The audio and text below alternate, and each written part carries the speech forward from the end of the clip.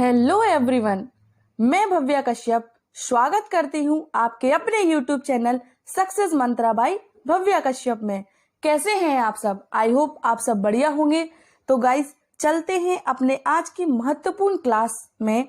आज मैं आपके लिए महत्वपूर्ण से संबंधित जितने भी मोस्ट इम्पोर्टेंट पॉइंट बनते हैं, आज हम उन्हें देखेंगे और डिटेल में सॉल्व करेंगे।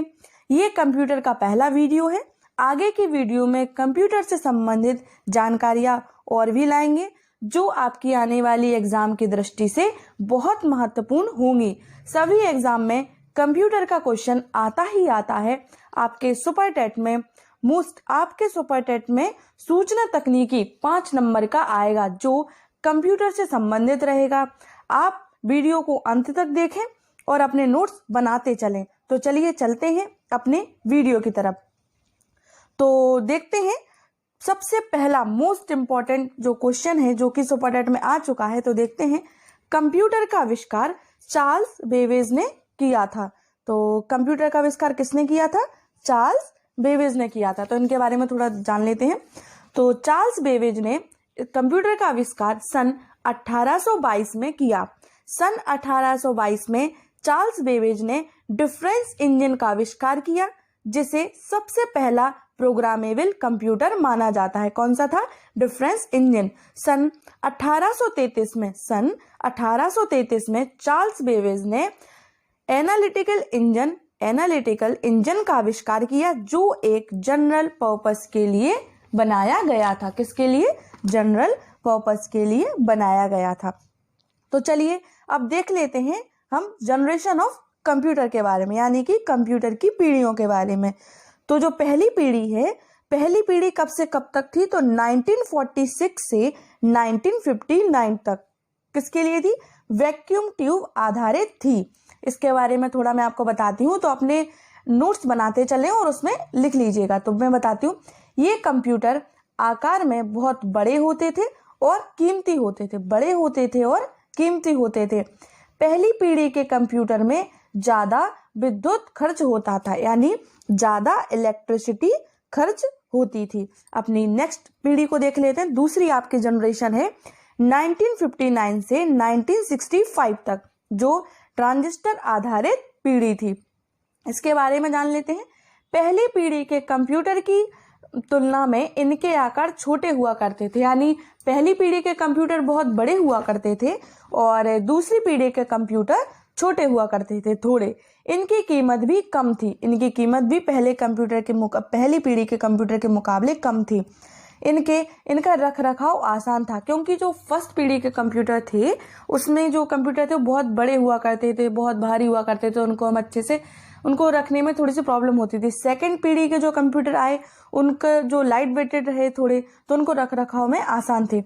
इस पीढ़ी के कंप्यूटर द्वारा उच्च श्रेणी के प्रोग्राम का कार्य किया गया, यानी इसमें हाई स्टैंडर्ड वर्क को प्रमोट किया गया। तो नेक्स्ट आपकी जो पीढ़ी है वो है तीसरी पीढ़ी, यानी थर्ड जनरेशन ऑफ कंप्यूटर। तो ये कब से कब तक थी? 1965 से 1971। 1965 से 1971। ये एकीकृत सर्किट आधारित, ये एकीकृत इसमें गलत है। इसमें आप क्या करेंगे?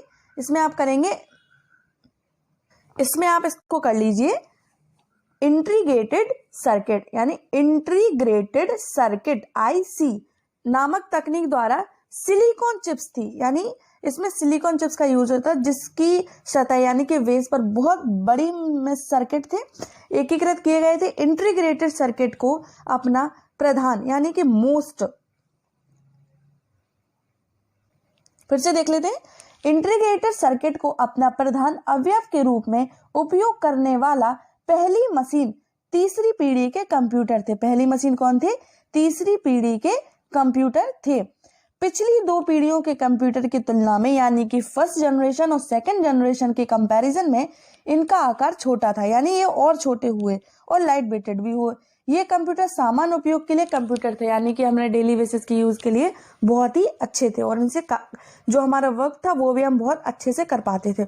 अब नेक्स्ट आपकी जो जनरेशन है वो है फोर्थ जनरेशन यानी चौथी पीढ़ी, जो कब से कब तक थी 1971 से 1980 तक, 1971 से 1980 तक। इसमें क्या आया, तो ये एकीकृत सर्किट पर हमारा तीसरी पीढ़ी थी, यानी मैंने बोला था इसको इंटीग्रेटेड कर लीजिएगा।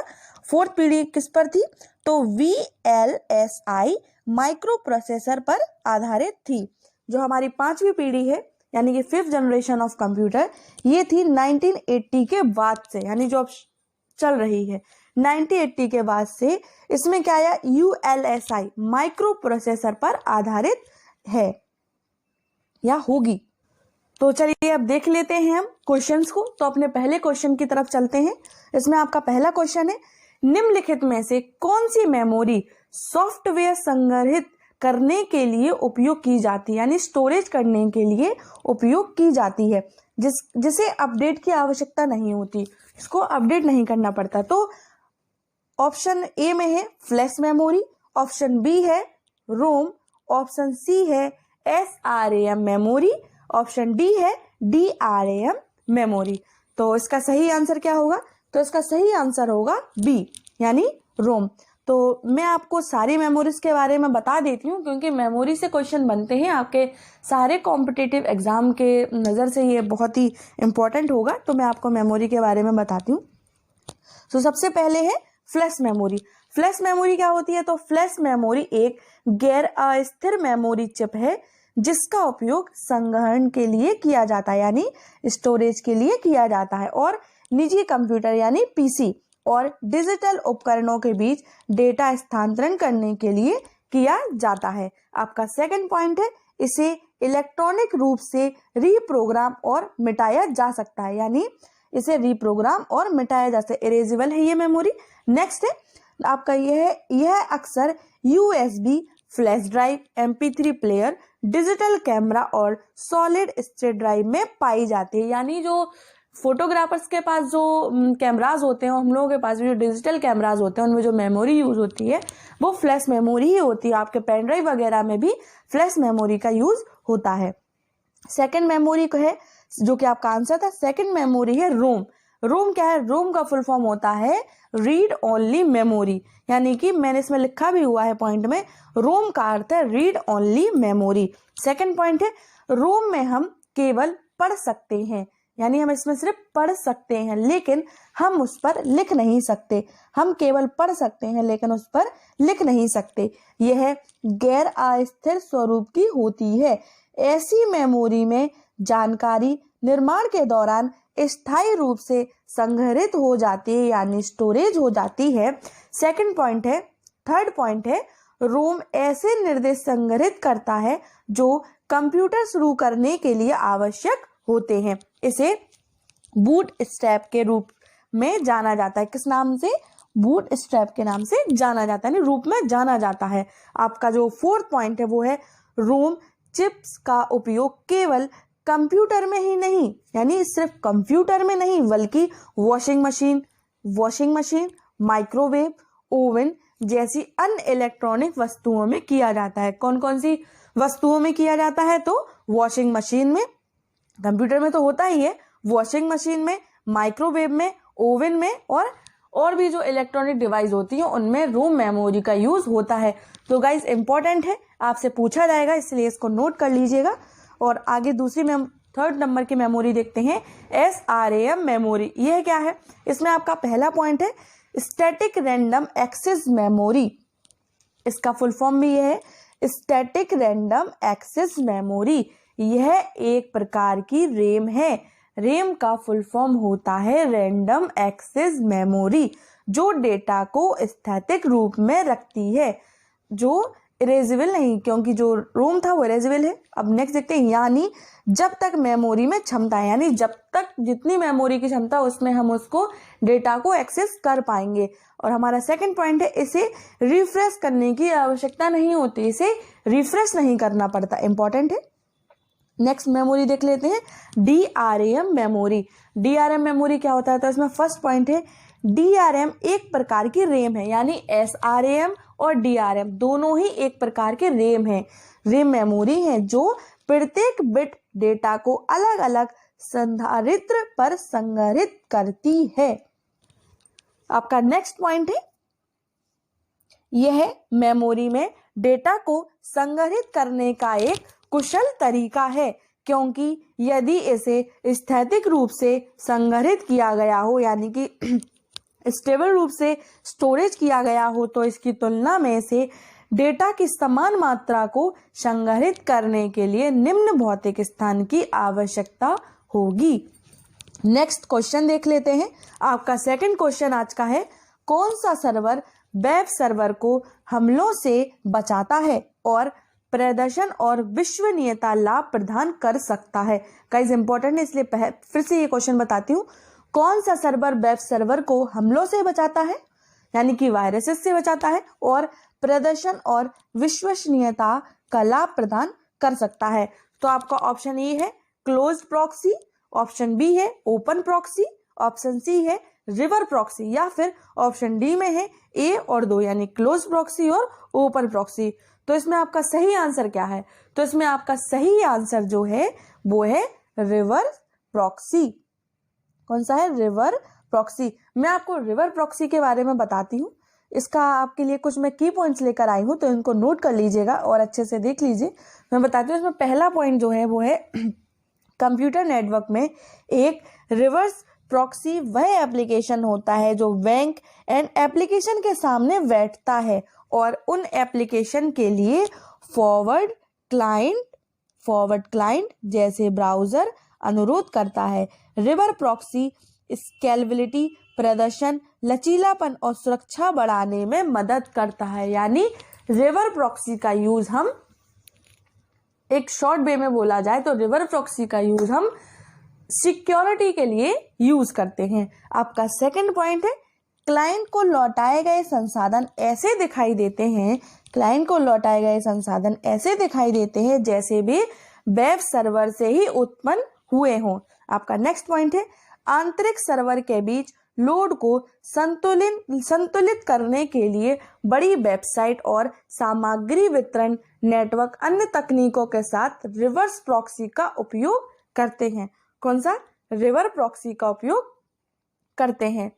रिवर प्रॉक्सी स्थिर सामग्री का कैश रख सकता है जो इन आंतरिक सर्वरों और आंतरिक नेटवर्क पर लोड को कम करता है, यानी इंटरनेट नेटवर्क के लोड को कम करता है। नेक्स्ट देख लेते हैं, रिवर प्रॉक्सी के लिए क्लाइंट और रिवर प्रॉक्सी के बीच संचार चैनल में संपीड़न या TLS एन्क्रिप्शन जैसी सुविधाओं को जोड़ना भी आम है। इंपॉर्टेंट है गाइस ये। नेक्स्ट क्वेश्चन मैं आपके लिए लेकर आई हूँ, निम्नलिखित में से किस कंप्यूटर हार्डवेयर में लेजर होता है? इंपॉर्टेंट है, निम्नलिखित में से किस कंप्यूटर हार्डवेयर में लेजर होता है? तो किस में होता है? आपका ऑप्शन ए है रैम। रैम का मैंने आपको अभी फुल फॉर्म बताया है, तो आप मुझे कमेंट करके इसका फुल फॉर्म बताएं। आपका ऑप्शन नंबर बी है CD drive, option number C है hard disk drive, option number D है फ्लॉपी ड्राइव। तो इसमें आपका सही आंसर क्या है? तो इसमें आपका सही आंसर है CD ड्राइव। CD ड्राइव के बारे में जान लेते हैं। CD ड्राइव क्या होता है? तो CD ड्राइव में लेजर होता है। मैंने अभी क्वेश्चन पूछा था किस ड्राइव में लेजर होता है, तो CD ड्राइव में लेजर होता है। CD ड्राइव में लेजर का उपयोग, यानी उसमें यूज देख लेते हैं लेजर का, तो CD ड्राइव को ऑप्टिकल डिस्क ड्राइव भी कहा जाता है। ऑप्टिकल डिस्क ड्राइव क्यों कहा जाता है? क्योंकि वे CD से डेटा पढ़ने या लिखने के लिए लेजर लाइट या विद्युत चुंबकीय तरंगों का उपयोग करते हैं। CD ड्राइव में नेक्स्ट है, CD ड्राइव में 780 नैनोमीटर की तरंग दैर्ध्य वाली एक अवरक्त लेजर कार्यरत होती है। यानी 780 नैनोमीटर की तरंग दैर्ध्य वाली एक अवरक्त लेजर वर्क करती है। नेक्स्ट आपको इसमें थोड़ा और मैं की पॉइंट्स बताती हूँ।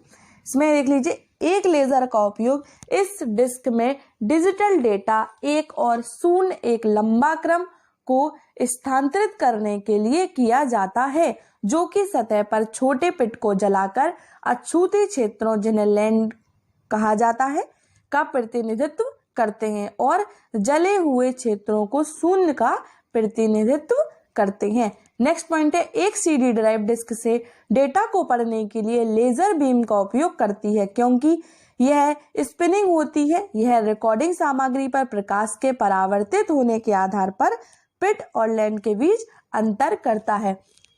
गाइस, मेरा मतलब आपको थ्योरी पढ़ाना नहीं था, मैं आपके लिए क्वेश्चन लेकर आई, उसके डिटेल इसलिए लेकर आई हूँ ताकि क्वेश्चन जो आए हैं उनसे जो क्वेश्चन बनता है वो भी आपके आंसर, आप जब क्वेश्चन आए तो आप उनके आंसर दे सकें। और उसके इर्द गिर्द जो भी ऑप्शन मैंने आपको 4 दिए हैं उनकी भी मैं डिटेल लेकर इसलिए आई हूँ ताकि उनसे भी रिलेटेड अगर आपको क्वेश्चन आते हैं तो आप उनके आंसर कर पाएं। तो इसलिए वीडियो को अंत तक देखें। आज की वीडियो में आपके लिए मैं बहुत कुछ इंपॉर्टेंट लेकर आई हूँ। आज के बाद आपको किसी भी बेसिक या फिर मैं बहुत एडवांस और बेसिक दोनों चीज़ों को मिलाकर इस वीडियो को लेकर आई हूँ। तो वीडियो को अंत तक जरूर देखें, आपके लिए बहुत बेनिफिट होगा इससे। और अपने हैंड रिटन नोट्स जरूर बनाएं गाइस। आपका क्वेश्चन नंबर 4 है, एक रिसीविंग होस्ट उन सभी खंडों को प्राप्त करने में विफल रहा जिन्हें उसे स्वीकार करना चाहिए। होस्ट इस कम्युनिकेशन सेशनल की विश्वसनीयता में सुधार के लिए क्या कर सकता है? तो इसमें आपके ऑप्शन है, ऑप्शन नंबर ए है विभिन्न सोर्स पोर्ट नंबर पर भेजना, ऑप्शन नंबर बी है वर्चुअल सर्किट रीस्टार्ट करना, या ऑप्शन नंबर सी है क्रम संख्या में कमी करना, या ऑप्शन नंबर डी है विंडो साइज में कमी करना। तो इसमें आपका सही आंसर क्या है? तो इसमें आपका सही आंसर है विंडो साइज में कमी करना। आइए हम इसकी थोड़ी डिटेल देख लेते हैं विंडो के बारे में। तो इसके कुछ की पॉइंट्स हैं तो मैं आपको बता रही हूँ। एक, रिसीविंग होस्ट फ्लो कंट्रोल का उपयोग कर ट्रांसमीटर को कंट्रोल कर सकता है। एक रिसीविंग होस्ट फ्लो कंट्रोल का उपयोग कर किसको कंट्रोल कर सकता है? ट्रांसमीटर को कंट्रोल कर सकता है। टीसीपी डिफॉल्ट रूप से विंडोइंग का उपयोग करता है। नेक्स्ट, विंडो के साइज को कम करके रिसीविंग करने वाला होस्ट ट्रांसमीटिंग होस्ट को धीमा कर सकता है, इसलिए प्राप्त करने वाला होस्ट अपने बफर्स को ओवरफ्लो नहीं करता। आपका नेक्स्ट है इसमें, नेक्स्ट आपका 5th नंबर का क्वेश्चन है, विंडो 10 एक डैश है। विंडो 10 एक डैश क्या है? तो क्या है? ऑप्शन नंबर ए में है बूटिंग प्रणाली, ऑप्शन बी है प्रचालन और बूटिंग प्रणाली, ऑप्शन नंबर सी है प्रचालन प्रणाली, ऑप्शन डी है गणन स्पंद, या फिर जिसको काउंटिंग प्लस भी कह सकते हैं, तो काउंटिंग प्लस। इसमें आपका सही आंसर क्या होगा? तो इसमें आपका सही आंसर होगा प्रचालन प्रणाली। प्रचालन प्रणाली के बारे में मैं आपको बताती हूँ, इसको देख लेते हैं।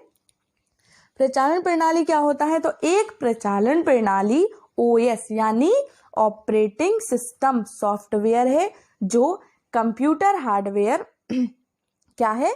ऑपरेटिंग सिस्टम सॉफ्टवेयर है जो कंप्यूटर हार्डवेयर घटकों और उपयोगकर्ताओं यानी यूजर्स के बीच एक अंतःपृष्ठ यानी इंटरफेस के रूप में कार्य करता है। सेकंड पॉइंट देख लेते हैं। एक प्रचालन प्रणाली का उद्देश्य एक ऐसा वातावरण प्रदान करना है जिसमें उपयोगकर्ता प्रोग्राम को आसानी से और कुशलता से निष्पादित कर सकें। थर्ड पॉइंट है प्रचालन प्रणाली के कुछ उदाहरणों में क्या है? Apple Mac operating system, Microsoft window या गूगल। इसको बहुत इंपॉर्टेंट पॉइंट लगाइए गाइस, इसमें मैं आपको बता रही हूँ, इसको इंपॉर्टेंट लगाइए। इसमें क्या है? प्रचालन प्रणाली के बारे में मैंने बता दिया है आपको। अब प्रचालन प्रणाली के हम कुछ एग्जाम्पल्स देख लेते हैं। तो एग्जाम्पल्स क्या है? Apple Mac operating system, Microsoft window, या फिर गूगल, या फिर एंड्रॉयड ऑपरेटिंग सिस्टम या लिनक्स, या फिर ऑपरेटिंग सिस्टम और एप्पल आईओएस शामिल हैं। नेक्स्ट देख लेते हैं, प्रचालन प्रणाली की विशेषताओं के बारे में बताती हूँ। आपका इसमें पहला पॉइंट है सुविधा। यह इसमें सुविधा बता रहे हैं। सुविधा क्या है? यह कंप्यूटर को अधिक सुविधाजनक और उपयोग में आसान बनाता है। यानी प्रचालन प्रणाली से कंप्यूटर को क्या सुविधा मिलती है? विंडो को क्या सुविधा मिलती है? तो यह कंप्यूटर को अधिक सुविधाजनक और उपयोग में आसान बनाता है। नेक्स्ट पॉइंट है दक्षता। यह कंप्यूटर सिस्टम संसाधनों को कुशलता से उपयोग करने की अनुमति देता है। आपका थर्ड पॉइंट है विकसित करने की क्षमता। क्या? विकसित करने की क्षमता। इसका निर्माण इस तरह से किया जाना चाहिए कि प्रभावी विकास, परीक्षण और सेवा में हस्तक्षेप किए बिना यह कार्य हो सके। नेक्स्ट, एक ही समय में नई प्रणाली के कार्यों की शुरुआत की अनुमति दी जा सके, यानी एक ही समय में हम कार्य को कर सके। आपका नंबर 5th पॉइंट है थ्रूपुट। इसका निर्माण किया जाना चाहिए ताकि ये अधिकतम थ्रूपुट प्रति यूनिट समय कार्यों की संख्या दे सके। नेक्स्ट क्वेश्चन क्या है आपका? तो नेक्स्ट क्वेश्चन नंबर 6 है एमएस वर्ड किसका उदाहरण है? एमएस वर्ड किसका उदाहरण है? तो आपके ऑप्शन है, ऑप्शन नंबर ए है operating system, option number B है processing device, option number C है application software, option number D है इनपुट डिवाइस। तो इसमें आपका सही आंसर है एप्लीकेशन सॉफ्टवेयर। इसके बारे में देख लेते हैं, इसके कुछ की पॉइंट हैं एप्लीकेशन सॉफ्टवेयर के। तो एप्लीकेशन सॉफ्टवेयर क्या होता है? तो एप्लीकेशन सॉफ्टवेयर एंड यूजर्स के लिए बनाया गया प्रोग्राम या प्रोग्रामों का समूह है, यानी एप्लीकेशन सॉफ्टवेयर प्रोग्राम या फिर प्रोग्राम्स का एक ग्रुप है। एप्लीकेशन के उदाहरणों में एप्लीकेशन के हम एग्जांपल्स देख लेते हैं एप्लीकेशन सॉफ्टवेयर के। तो word processor, spreadsheet, accounting application, web browser, email client, media player, file viewer, simulator, console, game या फोटो एडिटर शामिल है। कौन कौन है इसके एग्जाम्पल गाइस? फिर से देख लीजिए और नोट कर लीजिए इनको, या फिर वीडियो को बार बार देखिए ताकि आपको ये लर्न हो जाए। तो इसमें आपके एग्जाम्पल है word processor, spreadsheet, accounting application, web browser, email client, media player, file viewer, simulator या कंसोल या गेम या फोटो एडिटर शामिल हैं। नेक्स्ट चलते हैं, इसके बारे में कुछ एडिशनल इन्फॉर्मेशन में देती हूँ सिस्टम सॉफ्टवेयर के बारे में। यानी मैंने एप्लीकेशन सॉफ्टवेयर बता दिया है आपको, अब सिस्टम सॉफ्टवेयर में मैंने आपसे पहले ही बोला, मैं आपको वीडियो डिटेल में लेकर आई हूँ। तो आज मैं आपको बहुत ही इम्पोर्टेंट चीजें बताने वाली हूँ। तो देखते चलते हैं, आपका इसमें है सिस्टम सॉफ्टवेयर।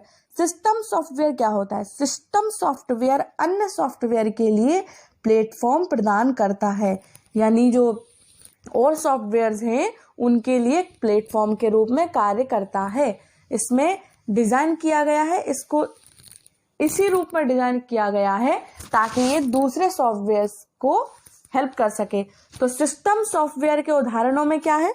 तो सिस्टम सॉफ्टवेयर के हम उदाहरण देख लेते हैं। इसके उदाहरण है Mac OS, GNU, Linux, Android, Microsoft और विंडोज। और computational science software, game engine, industrial automation और सॉफ्टवेयर जैसे सर्विस एप्लीकेशन शामिल हैं। सिस्टम सॉफ्टवेयर के मैंने एप्लीकेशन सॉफ्टवेयर के एग्जांपल आपको भी बताए। सिस्टम सॉफ्टवेयर के एग्जांपल क्या है? फिर से देख लेते हैं, जैसे मैक ओएस, जेएनयू या फिर लिनक्स या फिर एंड्रॉयड और माइक्रोसॉफ्ट विंडोज, या computational science software, game engine, industrial automation और सॉफ्टवेयर जैसे सर्विस एप्लीकेशन शामिल हैं। और आगे चलते हैं अपनी वीडियो की तरफ। गाइज, अगर आप इस चैनल पर नए हैं तो इस चैनल को सब्सक्राइब कर लें, और अगर आप हमसे पहले से जुड़े हुए हैं तो इस वीडियो को लाइक करें, कमेंट करें। गाइज, कमेंट जरूर करा करिए, क्योंकि उससे मुझे पता चल जाता है कि आपकी क्या नीड्स है, आपको आगे कौन सी वीडियोस चाहिए है। मैं आपको तैयारी तो करवा ही रही हूँ, इसलिए तैयारी के साथ साथ अगर आप मुझसे और भी कुछ इन्फॉर्मेशन लेना चाहते हैं वीडियोस के बारे में, या फिर आपके कुछ डाउट्स हैं जो क्लियर नहीं हुए, तो आप मुझे कमेंट जरूर करें, मैं आपके डाउट क्लियर जरूर कराऊंगी। तो और अगर आप चैनल पर नए हैं तो चैनल को सब्सक्राइब करें और बेल आइकन को जरूर प्रेस करें ताकि मेरे आने वाले सारे वीडियोस के नोटिफिकेशन आपको मिलते रहें। तो हम अपने नेक्स्ट आगे चलते हैं वीडियो की तरफ। तो आपका नंबर 2 है ऑपरेटिंग सॉफ्टवेयर। मैंने अभी आपको सिस्टम सॉफ्टवेयर बताया, अब सेकंड देख लेते हैं ऑपरेटिंग सॉफ्टवेयर। ऑपरेटिंग सॉफ्टवेयर क्या है? ऑपरेटिंग सिस्टम ओएस, यानी अभी मैंने आपको बताया था ओएस का फुल फॉर्म होता है ऑपरेटिंग सिस्टम। कंप्यूटर उपयोगकर्ता यूजर्स और कंप्यूटर हार्डवेयर के बीच इंटरफेस है, यानी यूजर्स और कंप्यूटर हार्डवेयर के बीच इंटरफेस है operating software. Operating system software है जो फाइल मैनेजमेंट,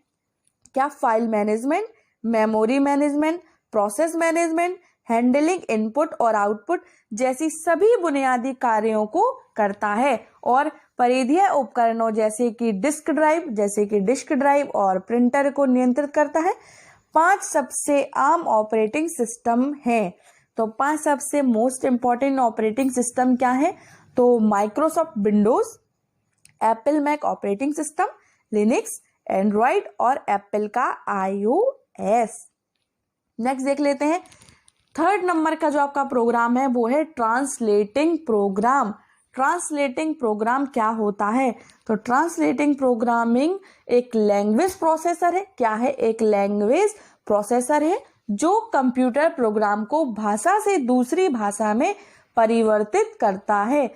एक भाषा से दूसरी भाषा में परिवर्तित करता है क्योंकि एक लैंग्वेज प्रोसेसर प्रोग्राम है। यह सोर्स कोड में लिखे गए प्रोग्राम को लेता है, यानी इसमें कोडिंग का यूज होता है और इसे मशीन कोड में परिवर्तित करता है। यह अनुवाद के दौरान त्रुटि का पता लगाता है और पहचानता है। नेक्स्ट है क्वेश्चन नंबर 7। क्वेश्चन नंबर 7 क्या कह रहा है देख लें। क्वेश्चन नंबर 7, एक डैश कंप्यूटर नेटवर्क पर एक केंद्रीय सर्वर है जो जुड़े हुए ग्राहक को सर्वर की भंडारण क्षमता यानी स्टोरेज कैपेसिटी तक पहुंचने में सक्षम बनाता है। तो आपके इसके ऑप्शन क्या है? ऑप्शन नंबर ए है web server, option number B है application server, option number C है प्रिंट सर्वर और ऑप्शन नंबर डी है फाइल सर्वर। तो इसमें आपका सही आंसर क्या है? इसमें आपका सही आंसर है फाइल सर्वर। तो इसमें आपका सही आंसर था फाइल सर्वर। तो इसके बारे में हम कुछ की पॉइंट्स देख लेते हैं फाइल सर्वर के बारे में जो आपको पता होनी चाहिए, इसलिए मैं आपके लिए लेकर आई हूं। तो देख लेते हैं। एक फाइल सर्वर का उपयोग सर्वर पर फाइलों को प्रबंधित करने के लिए किया जाता है, जहां इसे अन्य उपलब्ध सिस्टम द्वारा अपलोड, साझा या डाउनलोड किया जाता है जो उस नेटवर्क से जुड़े होते हैं। इंपॉर्टेंट है। सेकंड पॉइंट है यह कंप्यूटर नेटवर्क पर एक केंद्रीय सर्वर है जो जुड़े हुए ग्राहक को सर्वर की भंडारण क्षमता तक पहुंचने में सक्षम बनाता है। गाइज, अगर आपको इस वीडियो में कुछ भी डाउट्स हैं जो आपको कंप्यूटर में समझ में नहीं आया है कोई पॉइंट, तो आप मुझे कमेंट करके जरूर बताएं, मैं आपके डाउट क्लियर जरूर करूंगी। नेक्स्ट देख लेते हैं। नेक्स्ट पॉइंट है फाइल सर्वर उपयोगकर्ता यानी यूजर्स को आंतरिक डेटा मीडिया पर फाइलों के लिए केंद्रीय भंडारण स्थान प्रदान करते हैं जो सभी स्वीकृत ग्राहकों के लिए उपलब्ध हैं। नंबर 4 पॉइंट है सर्वर प्रशासक शक्ति दिशा निर्देशों को परिभाषित करता है जिसके बारे में ग्राहक के पास अधिकार हैं। नेक्स्ट, उदाहरण के लिए यानी इसके एग्जांपल्स देख लेते हैं, जैसे कि विशेष फाइल सिस्टम के डिजाइन या फाइल का प्राधिकरण या व्यवस्थापक और यह निर्धारित करने के लिए सशक्त बनाते हैं कि कौन सी फाइलें किसी विशिष्ट ग्राहक या ग्राहक के समूह द्वारा देखी और खोली जा सकती हैं।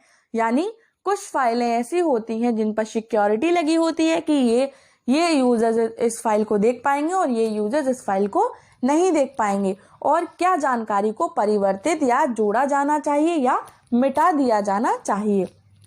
आपका नेक्स्ट पॉइंट है वेब से जुड़े फाइल सर्वरों के साथ और उचित रूप से डिजाइन किए गए क्लाइंट न केवल पड़ोस संगठन के माध्यम से फाइलों तक पहुंच सकते हैं बल्कि रिमोट एक्सेस का भी लाभ उठा सकते हैं। थर्ड पॉइंट है यह उन फाइलों को एक्सेस करने और सहेजने में सक्षम बनाता है जब यूजर्स उपयोगकर्ता जाने पर भी फाइल सर्वर पर सहेजे जाते हैं। सभी आधुनिक ऑपरेटिंग सिस्टम जैसे विंडोज, मैंने अभी आपको बताया था ऑपरेटिंग सिस्टम क्या है, तो आधुनिक ऑपरेटिंग सिस्टम जैसे विंडोज, लिनक्स या मैक ओएस का उपयोग एक फाइल सर्वर पर किया जा सकता है। हालांकि नेटवर्क में उपलब्ध उपकरणों को ऑपरेटिंग सिस्टम के साथ संगत होना चाहिए, यानी जुड़ा हुआ होना चाहिए। नेटवर्क को ऑपरेटिंग सिस्टम के साथ जुड़ा होना चाहिए। नेक्स्ट आपका क्वेश्चन है क्वेश्चन नंबर 8। क्वेश्चन नंबर 8 क्या कह रहा है देख लेते हैं। क्वेश्चन नंबर 8 है कंप्यूटर अनुप्रयोग में वर्कबुक मूल रूप से किससे संबंधित है। तो किससे संबंधित है, आपके ऑप्शन है। ऑप्शन नंबर ए है MS excel, option number B है Adobe reader, option number C है MS power point, option number D है MS वर्ड। तो इसमें आपका सही आंसर क्या है? तो इसमें आपका ये मैंने फोटो लगा रखी है MS एक्सेल की, इसको देख लीजिए, आप सब यूज भी कर लेते होंगे। नहीं आता है तो आप मुझे बताइए, मैं आपको सिखाऊंगी। MS एक्सेल इसका सही आंसर है। MS एक्सेल के बारे में देखते हैं। एक वर्कबुक एक्सेल फाइल के लिए अन्य नाम है, यानी एक वर्कबुक, मैंने अभी आपको फोटो में दिखाया था ना कि वर्कबुक एक्सेल फाइल के लिए दूसरा नाम है। जब आप एक्सेल शुरू करते हैं तो स्क्रैच से एक्सेल वर्कबुक बनाने के लिए ब्लैंक वर्कबुक पर क्लिक करते हैं, यानी जो फाइल हम बना रहे हैं, नई फाइल बनाने के लिए हमें नई वर्कबुक को खोलना पड़ता है, फिर हम उस पर काम करते हैं। गाइज आपका क्वेश्चन नंबर 9 है। क्वेश्चन नंबर 9 है, एक व्यक्ति को कंप्यूटर साक्षर कहा जाता है। कंप्यूटर साक्षर कब कहा जाता है एक व्यक्ति को? यदि वह सक्षम है।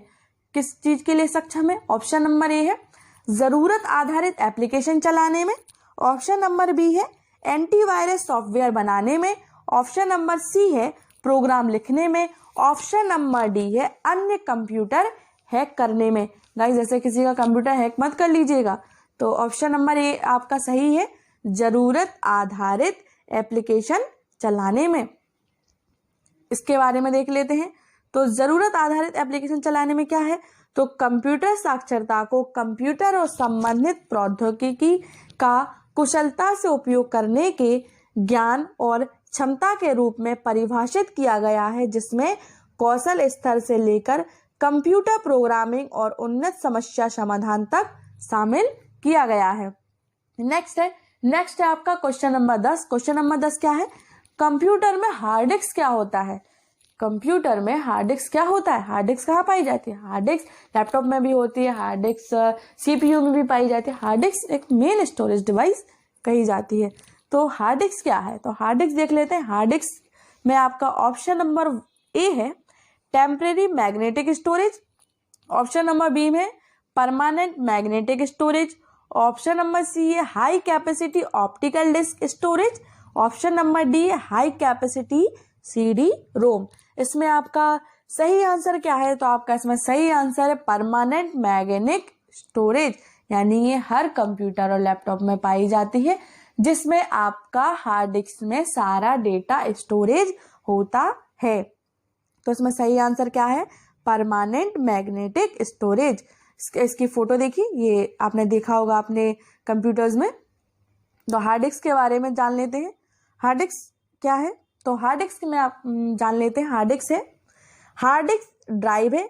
कभी कभी हार्ड ड्राइव को संक्षिप्त रूप से HD या HDD कहा जाता है, यानी हार्ड डिस्क का शॉर्ट फॉर्म है HD कह देते हैं कभी कभी, या फिर HDD, यानी HD मीन्स हार्ड डिस्क और HDD हार्ड डिस्क ड्राइव एक ऐसा डेटा स्टोरेज डिवाइस है, यानी मैंने अभी बताया इसमें हम डेटा स्टोर कर सकते हैं, जिसमें डेटा लंबे समय तक स्टोर किया जा सकता है।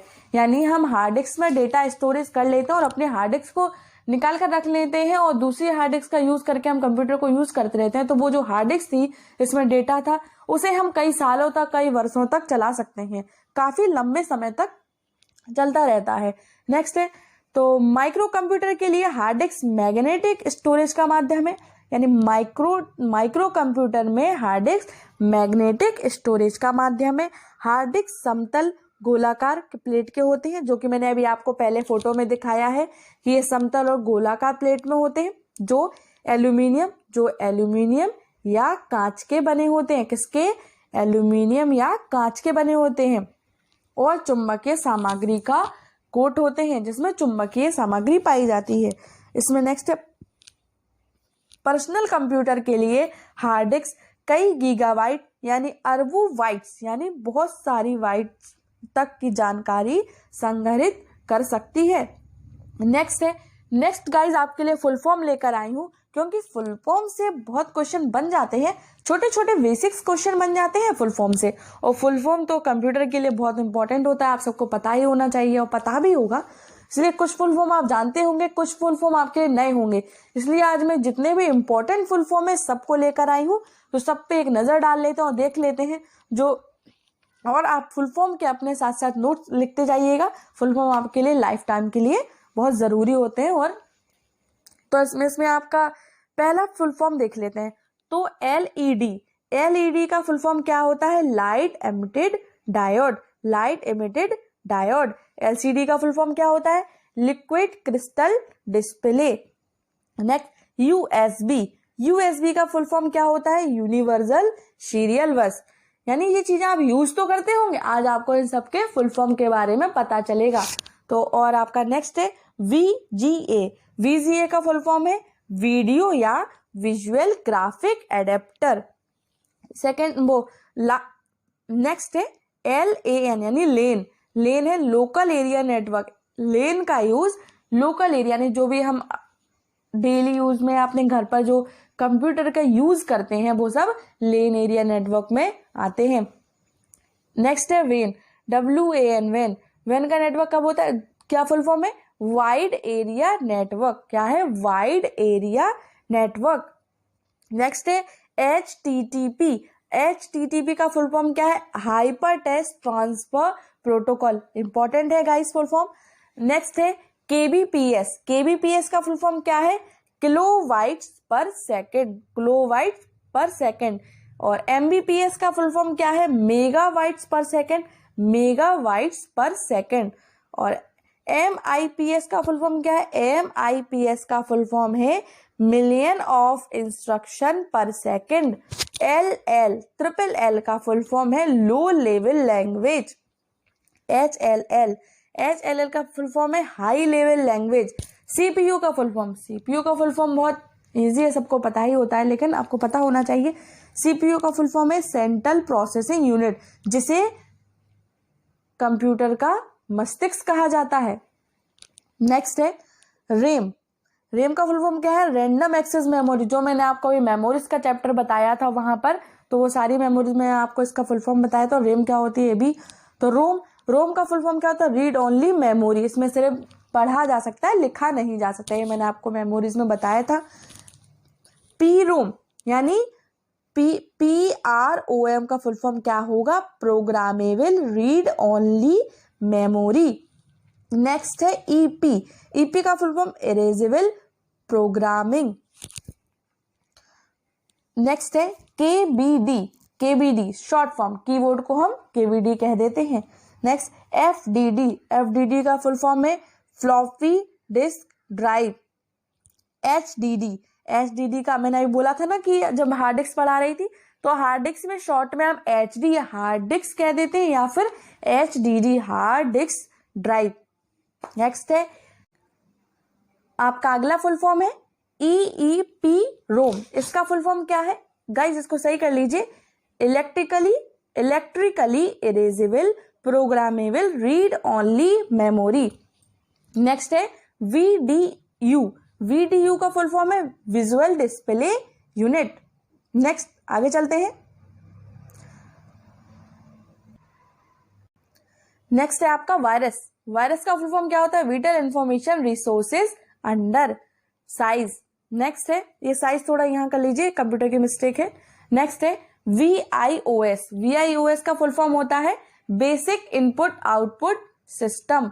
नेक्स्ट है POST, जिसे पोस्ट यानी पावर ऑन सेल्फ टेस्ट। क्या कहते हैं?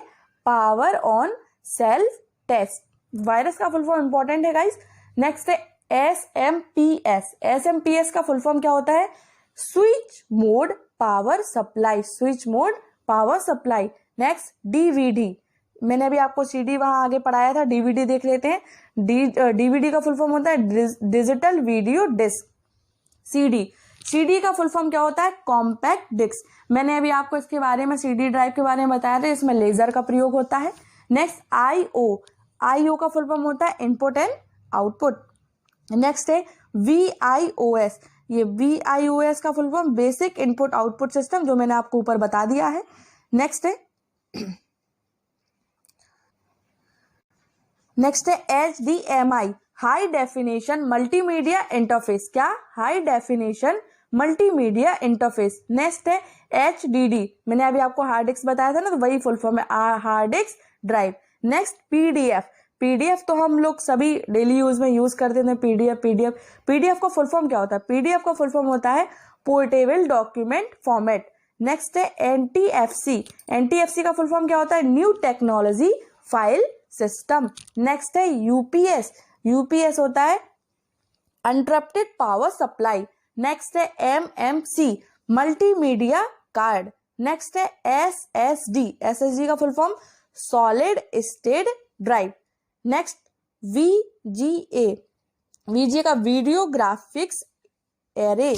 नेक्स्ट है DVI digital visual interface. Next DHTML का फुल फॉर्म होता है dynamic hyper text markup language. Important है dynamic hyper text markup language. Guys जितने भी फुल फॉर्म है वैसे तो सारे इंपॉर्टेंट है, जिन पर टिक लगा रही हूँ बहुत ही इंपॉर्टेंट है। नेक्स्ट डीवीई का फुल फॉर्म है डिजिटल वीडियो एक्सप्रेस। नेक्स्ट है DVE digital video effect. Next DOS disk operating system. Next है पीएमडब्ल्यू का full form protected mode interface. Next DPI dots per inch. Next HTML hyper text markup language, बहुत important है hyper text markup language. Next RAID redundant array of independent disk. Next RDMA remote direct memory access. क्या? Remote direct access memory access. Next SATA serial advance technology attachment. Next DNS domain name system. PPP point to point protocol. PP का full form होता है point to point protocol. Next SMTP का full form simple mail transfer protocol. Important है simple mail transfer protocol. Next question number 11 क्या कह रहा है देख लेते हैं। निम्नलिखित में से कौन एक एप्लीकेशन सॉफ्टवेयर नहीं है? गाइस ध्यान से देखिए, निम्न में से कौन एप्लीकेशन सॉफ्टवेयर नहीं है? ऑप्शन नंबर ए है Adobe Photoshop, option number B है विंडोज 7, ऑप्शन नंबर सी है MS word, option number D है अवास्ट एंटीवायरस यानी एंटीवायरस।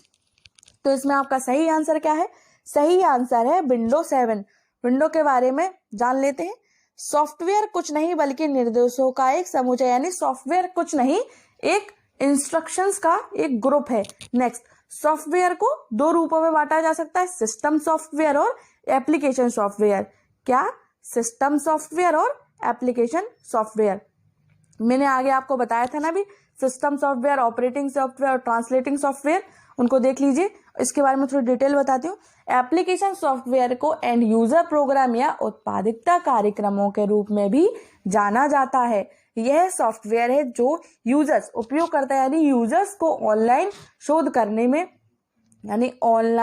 करने में और नोटों को बंद करने में, यानी नोटों को जो नोट्स खोल रखे हैं नोटों को बंद करने में, नोटों को ये मनी वाले नोट नहीं, नोटों यानी कि जो नोटपैड यूज करते हैं ना, या फिर और भी फाइल्स खुली रहती है उनको, नोटों को बंद करने में, अलार्म सेट करने में, ग्राफिक्स डिजाइन करने में, खातों के लॉक रखने में, गणना करने में या गेम खेलने में जैसे कार्यों को करने में सहायता करता है, यानी ये सभी कार्यों करने में हेल्प करता है।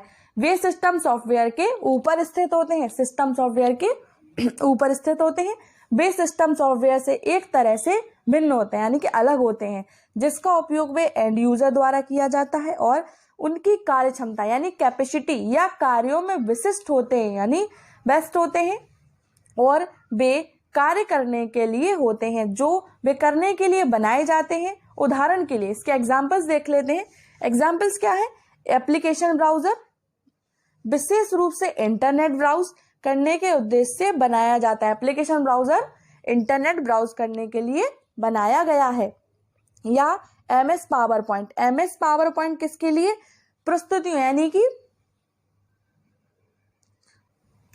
यानी कि प्रेजेंटेशन को बनाने के लिए हम MS पावर पॉइंट पे क्या करते हैं? MS पावर पॉइंट पे प्रेजेंटेशन ही तो बनाते हैं, प्रेजेंटेशन बनाकर उसे प्रेजेंट ही तो करते हैं, तो बनाने के लिए उपयोग किए जाते हैं। ये एक एप्लीकेशन सॉफ्टवेयर है। एडोब फोटोशॉप पे हम फोटोग्राफी को ऐड करते हैं, यानी फोटोशॉप पर हम क्या करते हैं, फोटोज को ऐड करते हैं। और एमएस वर्ड पर हम फाइल्स जो अपनी टाइप कर सकते हैं अपने हिसाब से, उनमें एडिट कर सकते हैं। तो MS word antivirus software, application software के उदाहरण, यानी एप्लीकेशन सॉफ्टवेयर के उदाहरण क्या है, फिर से देख लीजिएगा, इस फिर से बता रही हूँ। MS power point, MS word, adobe Photoshop और एप्लीकेशन वो एंटीवायरस सॉफ्टवेयर, ये सब एप्लीकेशन सॉफ्टवेयर के उदाहरण है। नेक्स्ट, एप्लीकेशन सॉफ्टवेयर की कुछ विशेषताएं बताते हैं। एप्लीकेशन सॉफ्टवेयर की विशेषताएं क्या होती हैं? उपयोगकर्ता के करीब, डिजाइन करने में आसान, अधिक इंटरेक्टिव, गति में धीमी, आमतौर पर उच्च स्तरीय भाषा में लिखा जाता है, समझने में आसान होता है। एप्लीकेशन सॉफ्टवेयर समझने में आसान होता है, हेरफेर करने और उपयोग करने में आसान, यानी हम प्रेजेंटेशन जब बनाते हैं तो यहाँ वहाँ से मैटर उठाकर अपना खुद का मैटर ही तो तैयार करते हैं। यहाँ पर आकार में बड़ा और भंडारण स्थान की आवश्यकता होती है, यानी इसको हम छोटा बड़ा करके और स्टोरेज करके से यूज करते हैं। Next, system software. System software क्या होता है? सिस्टम सॉफ्टवेयर प्रोग्राम का एक सेट है। सिस्टम सॉफ्टवेयर प्रोग्राम का एक सेट है जो आपके कंप्यूटर के हार्डवेयर डिवाइस और एप्लीकेशन सॉफ्टवेयर को एक साथ काम करने में सक्षम बनाता है, यानी हार्डवेयर डिवाइस और एप्लीकेशन सॉफ्टवेयर को एक साथ काम करने के लिए कैपेबल बनाता है। नेक्स्ट, सिस्टम सॉफ्टवेयर अन्य सॉफ्टवेयर के लिए एक प्लेटफॉर्म प्रदान करने के लिए डिजाइन किया गया सॉफ्टवेयर है, यानी सिस्टम सॉफ्टवेयर और सारे, ये मैंने आपको आगे बताया था ना अभी कि सिस्टम सॉफ्टवेयर और सारे सॉफ्टवेयर्स को अपने अंदर के रखने के लिए एक प्लेटफॉर्म बनाया गया था जिसमें हम सारे सॉफ्टवेयर को यूज कर सके। तो वो प्लेटफॉर्म क्या है? सिस्टम सॉफ्टवेयर, इंपॉर्टेंट है। नेक्स्ट, सिस्टम सॉफ्टवेयर को कंप्यूटर सिस्टम के संचालन को नियंत्रित करने और प्रसंस्करण कार्यों को विस्तार करने के लिए डिजाइन किया गया है। नेक्स्ट, क्वेश्चन नंबर 12 क्या कह रहा है? एमएस वर्ड में मैनुअल लाइन ब्रेक करने के लिए शॉर्टकट कुंजी क्या है? एमएस वर्ड में मैनुअल लाइन ब्रेक करने के लिए शॉर्टकट कुंजी क्या है? तो आपके ऑप्शन है, ऑप्शन नंबर ए है control plus enter, option B है alt plus enter, option C है shift plus enter, option D है स्पेस प्लस एंटर। तो इसमें आपका सही आंसर क्या है? Shift plus enter. इसके हम ये और कीज के बारे में जान लेते हैं कि कंट्रोल प्लस एंटर से क्या होता है, अल्ट प्लस एंटर से क्या होता है, स्पेस प्लस एंटर से क्या होता है। शॉर्टकट है क्योंकि पता होना चाहिए आपको, बता रहे हैं। अल्ट प्लस एंटर क्या है? बर्तनी सुधार के लिए माइक्रोसॉफ्ट वर्ड में त्वरित सुधार, यानी कि जब हम कुछ एमएस वर्ड में लिखते हैं और उसके नीचे जो वो रेड लाइन आ जाती है ना, वो रेड लाइन आ जाती है कि यहाँ पे ये जो हमने लिख रखा है ये रॉन्ग है, तो हम उसको फिर लेफ्ट क्लिक करके इग्नोर ऑल करते हैं, ये वही है। तो अल्ट प्लस एंटर शॉर्टकट की है, हमें क्लिक नहीं करना पड़ेगा, अल्ट प्लस एंटर से हम उसको करेक्ट कर सकते हैं। कंट्रोल प्लस एंटर से क्या होता है? कंट्रोल प्लस एंटर से मल्टी लाइन एडिट कंट्रोल में यह डायलॉग बॉक्स पर डिफॉल्ट बटन को निष्पादित करने के लिए बजाय एडिट कंट्रोल में कैरेज रिटर्न को सम्मिलित करता है। Next, shift plus enter. Shift plus enter यह एमएस वर्ड में मैनुअल लाइन ब्रेक करने के लिए शॉर्टकट कुंजी है, इसलिए शिफ्ट प्लस एंटर इसका सही आंसर है। Next, space plus enter. Space plus enter का एमएस वर्ड में कोई शॉर्टकट ही नहीं है, यूज करके देखिएगा, इसका कोई शॉर्टकट नहीं है। नेक्स्ट, क्वेश्चन नंबर 13 क्या कह रहा है? Question number 13, Windows sound file का एक्सटेंशन क्या होता है? विंडोज साउंड फाइल का एक्सटेंशन क्या होता है? ऑप्शन ए है .wav, B option number B .sit, option number C .bpd, option number D .dif। तो आपका सही आंसर क्या है? तो सही आंसर है ए .vav। तो ये .vav एक्सटेंशन होता क्या है, इसके बारे में जानते हैं। विंडोज साउंड फाइल का एक्सटेंशन, विंडोज साउंड फाइल का एक्सटेंशन क्या होता है? .vav होता है। vav का वेव फ्रॉम ऑडियो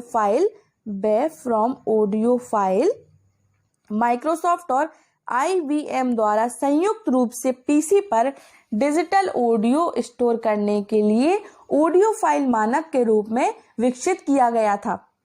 किसमें? ऑडियो फाइल मानक के रूप में विकसित किया गया था।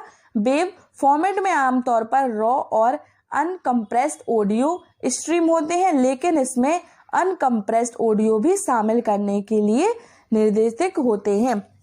नेक्स्ट, VAV फाइलें व्यापक रूप से उपयोग की जाती हैं और इस कारण से कई प्रोग्राम उन्हें विभिन्न प्लेटफॉर्मों जैसे कि Windows media player, Winamp, iTunes, VLC, QuickTime आदि पर खोल सकते हैं। इस एक्सटेंशन को हम इस पर खोल सकते हैं।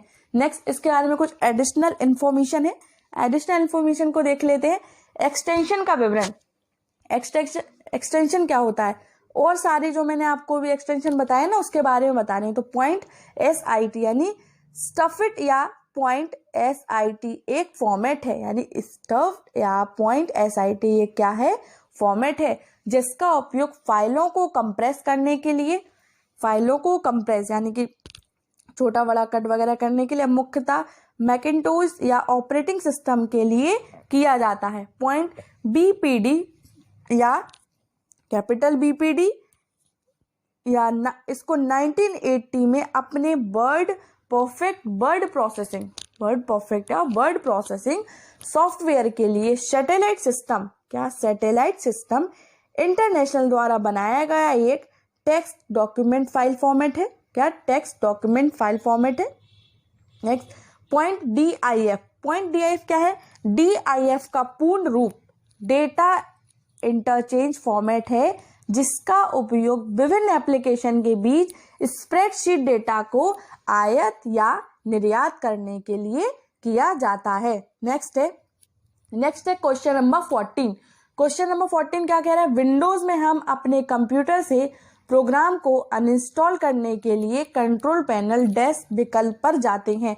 यानी विंडोज से जब कंप्यूटर प्रोग्राम को अनइंस्टॉल करना होता है तो हम क्या करते हैं, कहाँ पर जाते हैं, तो डिफॉल्ट प्रोग्राम पर, नेक्स्ट एक्शन सेंटर पर, या थर्ड डिवाइस मैनेजर पर, या प्रोग्राम एंड फीचर्स पर। तो आपका सही आंसर क्या है, सही आंसर है प्रोग्राम एंड फीचर्स पर। जब भी हमें विंडोज में किसी भी सॉफ्टवेयर को अनइंस्टॉल करना होता है, किसी भी प्रोग्राम को अनइंस्टॉल करना है, तो हम कहाँ जाते हैं, सबसे पहले प्रोग्राम एंड फीचर्स पर।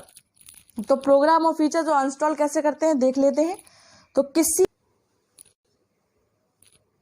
तो किसी प्रोग्राम को अनइंस्टॉल करने के कुछ स्टेप्स क्या है, कैसे अनइंस्टॉल करेंगे। तो किसी एप्लीकेशन को अनइंस्टॉल करने के लिए विंडोज 7 का बता रही हूँ, विंडोज 7 द्वारा प्रदान किए गए अनइंस्टॉल प्रोग्राम का उपयोग करें जो उसमें पहले से दिए गए हैं अनइंस्टॉल प्रोग्राम करने के लिए विंडोज 7 में। तो क्या करेंगे, तो विंडो आइकन पर क्लिक करेंगे। सबसे पहले कहाँ, विंडो आइकन पर क्लिक करेंगे, फिर कंट्रोल पैनल को चूज करेंगे। कंट्रोल पैनल को चूज कर उस पर हम प्रोग्राम पर आएंगे, फिर प्रोग्राम एंड फीचर्स पर क्लिक करेंगे।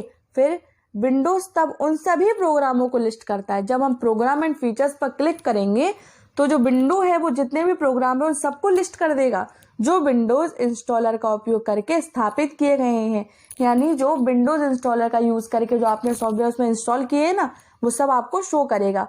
उस प्रोग्राम का चयन करें जो मतलब आपको प्रोग्राम अनइंस्टॉल करना है, उसको हम चूज करेंगे। फिर जिसे आप उस पर क्लिक करें, जैसे ही आप उस पर क्लिक करेंगे और जिसे आप अनइंस्टॉल करना चाहते हैं उस पर क्लिक करें और फिर सबसे ऊपर अनइंस्टॉल चेंज पर क्लिक करें, फिर यस पर क्लिक करें और प्रोग्राम जो आपका प्रोग्राम है वो अनइंस्टॉल हो जाएगा। इसलिए प्रोग्राम और फीचर इसका सही आंसर था। नेक्स्ट क्वेश्चन नंबर 15 और आज का लास्ट क्वेश्चन है क्वेश्चन नंबर 15। ऑपरेटिंग सिस्टम शुरू करने की प्रक्रिया जब उपयोगकर्ता यूजर्स कंप्यूटर को चालू करता है तो उसे निम्न प्रकार से जाना जाता है। जब ऑपरेटिंग सिस्टम शुरू होता है तो उसे किस रूप से जाना जाता है। ऑप्शन नंबर ए है, ऑप्शन नंबर ए में है स्टार्टिंग, ऑप्शन बी है लोडिंग, ऑप्शन सी है बूटिंग और ऑप्शन डी है टर्न ऑन। तो इसका सही आंसर क्या है, सही आंसर है बूटिंग। ये देखिए, ये मैंने फोटोज लगा रखी है ना, ये फोटो ये बूटिंग की ही है। तो बूटिंग के बारे में जान लेते हैं। बूटिंग होती क्या है। तो बूटिंग, जब हम अपना कंप्यूटर शुरू करते हैं तो एक ऑपरेशन होता है जिसे कंप्यूटर द्वारा स्वचालित रूप से निष्पादित किया जाता है, जिसे हम बूटिंग कहते हैं। बूटिंग में सिस्टम उन सभी हार्डवेयर और सॉफ्टवेयर की जांच करेगा। जो बूटिंग होगी ना, उसमें जो सिस्टम है उसमें सभी हार्डवेयर और सॉफ्टवेयर को देखेगा जो सिस्टम के साथ इंस्टॉल या अटैच किए गए हैं और उन सभी फाइलों को भी लोड करेगा जो सिस्टम चलाने के लिए आवश्यक होंगे। तो सिस्टम, तो बूटिंग कितने प्रकार की होती है? बूटिंग 2 प्रकार की होती है, वार्म बूटिंग और कोल्ड बूटिंग। वार्म बूटिंग के बारे में जान लेते हैं। वार्म बूटिंग क्या होता है? जब सिस्टम स्टार्ट से शुरू होता है या शुरुआती स्टेट मींस जब हम अपना सिस्टम स्टार्ट करते हैं तो इसे वार्म बूटिंग कहा जाता है। वार्म बूटिंग का उदाहरण क्या है? वार्म बूटिंग का उदाहरण, हमारे कंप्यूटर में स्लीप मोड है, कंप्यूटर टर्न ऑफ नहीं होता लेकिन स्लीप मोड पर चला जाता है और जब इसे ओपन करते हैं तो वह वार्म बूट से गुजरता है। यानी जब भी हम अपने लैपटॉप या कंप्यूटर्स पर काम करते हैं, आपने देखा होगा जब आप कंप्यूटर लैपटॉप पर काम कर रहे हैं और आपने उसे शट डाउन नहीं किया है, आप काम कर रहे थे, आपने उसे छोड़ दिया, अभी स्क्रीन पर कोई काम नहीं कर रहे हैं, तो जो स्क्रीन है वो अपने आप ही बंद हो जाती है। यानी वो प्रोग्राम बंद नहीं होता, स्क्रीन स्लीप मोड पर चली जाती है। तो जब भी हम उस पर प्रेस करते हैं तो वो स्क्रीन जो है हमारी वो वापस आ जाती है। तो उस समय जो प्रोग्राम हुआ कंप्यूटर के अंदर वो वार्म बूटिंग से होकर ही गुजरा। नेक्स्ट है कोल्ड बूटिंग। कोल्ड बूटिंग क्या है? कोल्ड बूटिंग है, कोल्ड बूटिंग वह है जिसमें सिस्टम स्वतः शुरू होता है, यानी सिस्टम जो है वो ऑटोमेटिकली स्टार्ट हो जाता है जब हम सिस्टम को चला रहे होते हैं। उदाहरण के लिए एग्जाम्पल क्या है? एग्जाम्पल है पुनः स्टार्ट करके कंप्यूटर को चालू करना, यानी जब हम रीस्टार्ट करते हैं ना उसमें ही कोल्ड बूटिंग होती है। तो आज के लिए गाइज इतना ही। आई होप आपको वीडियो बहुत पसंद आई हो। गाइज अगर आपको वीडियो पसंद आया हो तो वीडियो को लाइक करें, कमेंट करें और अगर आप इस चैनल पर नए हैं तो चैनल को सब्सक्राइब करें। Thank you.